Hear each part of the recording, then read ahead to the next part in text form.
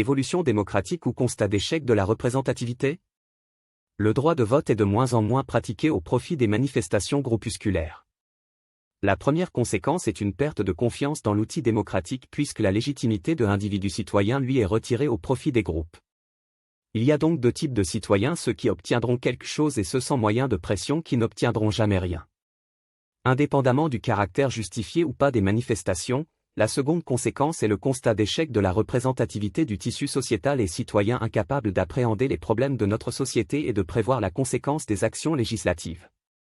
Concrètement, les députés qui font des lois sont-ils conscients des problématiques paysannes, industrielles, commerciales, sanitaires, géopolitiques, budgétaires, sociales, de maintien de l'ordre, de défense nationale, d'éducation nationale? Comment peuvent-ils avoir une vision claire d'une situation sans être dedans, sans l'étudier, sans l'évaluer, sans contact avec l'ensemble des acteurs sauf à fréquenter des lobbies pas forcément représentatifs d'un secteur? Chaque projet de loi devrait demander des mois de travail de fond et déboucher sur des scénarios de prospective qui permettraient la remise en cause des lois votées si les objectifs ne sont pas atteints ou entraînent des conséquences insupportables.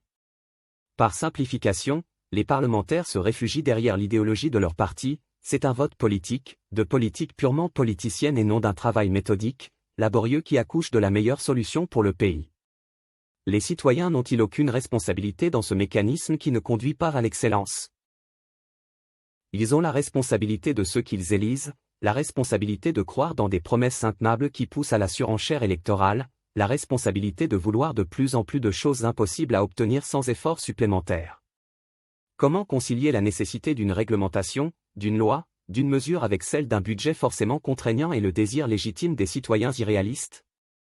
Comment arbitrer entre ce qui est bon pour aujourd'hui et qui sera source de difficultés demain pour des citoyens qui ne veulent pas voir la réalité des contraintes?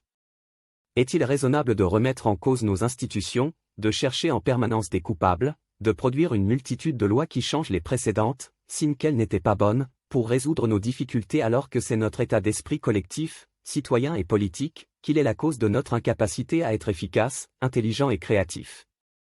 Dépasser le clivage pouvoir en place opposition est une nécessité, il débouche sur des conflits idéologiques qui ne sont pas de nature à résoudre nos difficultés. Il faudrait plutôt définir un champ d'intervention de la force publique, avec la définition de tous les enjeux et paramètres, puis solliciter les solutions des uns et des autres pour une fois exprimées, choisir parmi celles-ci.